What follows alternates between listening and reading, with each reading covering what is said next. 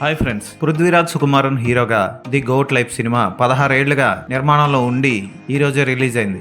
ఈ సినిమా ఎలా ఉందో చూద్దాం. దుబాయ్ వెళ్ళి డబ్బు సంపాదించాలనుకున్న ఒక వ్యక్తి కథే ఈ సినిమా.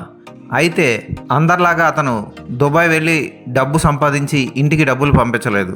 అక్కడికి వెళ్ళగానే అతను ఎన్నో కష్టాలు పడ్డాడు. అరబ్ చేతిలో ఇంచుమించుగా ఒక గొర్రె లాంటి జీవితాన్ని గడిపాడు. చాలీ చాలని తిండి నీళ్లతో జీతం లేకున్నా అక్కడి నుంచి తప్పించుకు పారిపోవాలనుకున్న ఆ వ్యక్తి ఇండియాని చేరుకున్నాడా లేదా అన్నదే ఈ సినిమా కథ. ఇప్పటికే నజీబ్ కథ అందరికీ తెలుసు.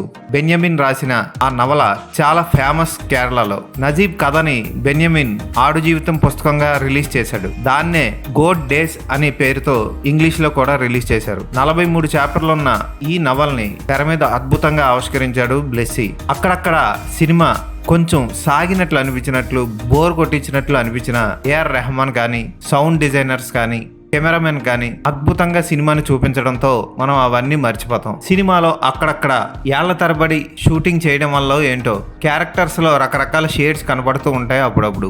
అయినా సరే సినిమాని మనం చూసేయచ్చు. ముఖ్యంగా మేకప్ మ్యాన్ ని స్పెషల్ గా అభినందించాలి. కేవలం పృథ్వీరాజ్ సుకుమారన్కే కాదు, పృథ్వీరాజ్ తో పాటు ఉన్న మిగిలిన 2 క్యారెక్టర్లకు కూడా అద్భుతమైన మేకప్ చేశాడు. అరబ్ క్యారెక్టర్ కూడా అద్భుతమైన మేకప్ ఉంటుంది. సినిమా చూస్తున్నంతసేపు మనం ఎడారిలో ఇరుక్కుపోయామా అన్న ఫీలింగ్ కలుగుతుంది మనకి. మమ్మీ సినిమా తర్వాత ఈ సినిమాలో ఎడారిలో వచ్చే అద్భుతమైన విజువల్ ఎఫెక్ట్స్ ని చక్కగా చూపించారు. ఇక ఈ సినిమాకి పృథ్వీరాజ్ సుకుమారన్ ప్రాణం పెట్టేశాడని చెప్పొచ్చు.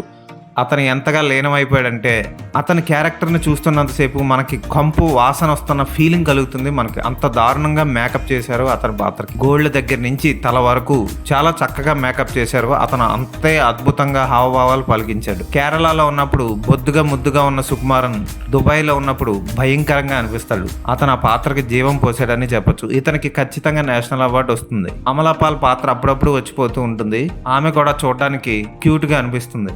ఎక్కువగా ఈ సినిమాలో పృథ్వీరాజ్ సుకుమారన్, ఎడారి తప్ప సినిమాలో మిగిలిన క్యారెక్టర్స్ చాలా తక్కువ కనబడతాయి. క్లైమాక్స్ కూడా హృదయాన్ని హత్తుకునేలా ఉంటుంది. ఏఆర్ రెహమాన్ అందించిన బ్యాక్గ్రౌండ్ స్కోర్ ప్లస్ ఈ సినిమాకి టెక్నికల్ గా అందరూ బాగా పనిచేశారు.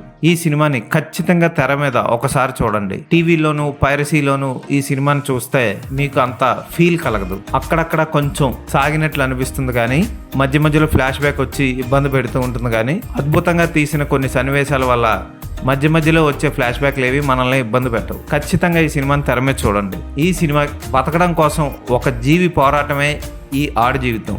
ఖచ్చితంగా ఈ సినిమాని తెర మీద చూడండి. ఈ సినిమాకి నేను ఇచ్చే రేటింగ్ 4/5.